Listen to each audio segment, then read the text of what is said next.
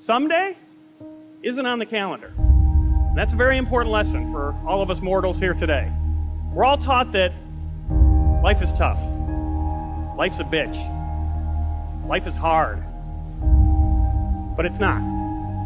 It's pretty easy, right? It's pretty easy to skate by and go through life, right?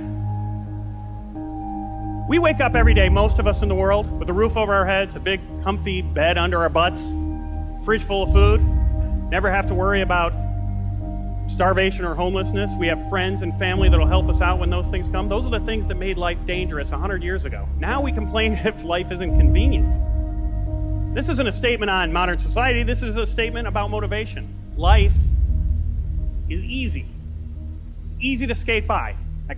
It doesn't even sound that bad. It's called skating. Skating is fun. Who doesn't love skating? I love skating. Who doesn't love skating? It's pretty easy to grow up, put your dreams aside, leave your passions behind, take a job that you don't even really mind, raise some kids who will most likely be inspired to do the exact same thing, go from point A to point B to point C until you end up at point Z, where you pass away and there's a line of people waiting to get up and tell everyone else who knew you what a good life you had. Nothing bad about that, nothing wrong with that, but nothing great about it, nothing inspiring about that. The awful truth is that life is easy. Living, truly living, chasing a dream and truly living is hard. Living is a bitch. Living is tough, especially when you switch it and you ask yourself, what am I dying to do? What is it that puts that fire in my heart? Answering that question isn't the end, though. That's really just the spark. Because once you get that fire burning, you need to feed it. You need to keep reminding yourself of putting new coals in there and reminding yourself every day about that goal. Because we've all taken up a hobby or a goal or a workout that we stop for just a couple days and then we never pick it up again. You need to constantly remind yourself that you're dying and that you're dying to do something. Because the minute you forget, life creeps right back in. And life is easy. Living, truly living, chasing a dream and truly living is hard. Living is a bitch.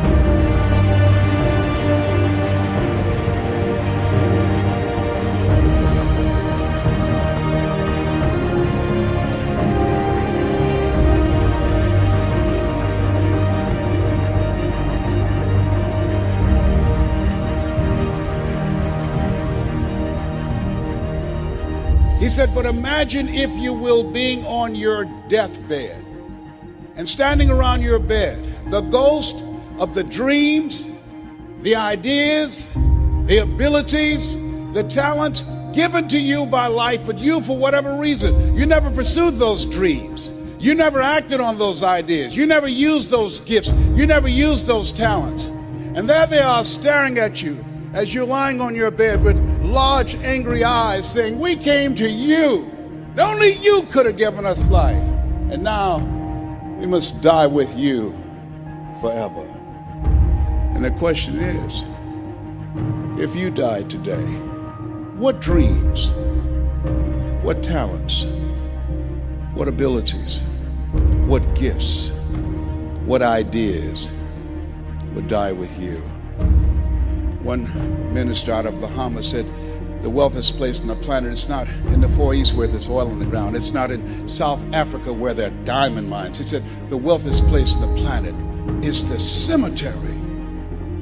There you see potential never realized. There you find books never written. There you find ideas never acted on. Maybe that's why Henry David Thoreau said, oh God, to reach the point of death, only to realize that you've never lived. Only to realize that you've never scraped the surface of your potential. Let us say again, live full, die empty.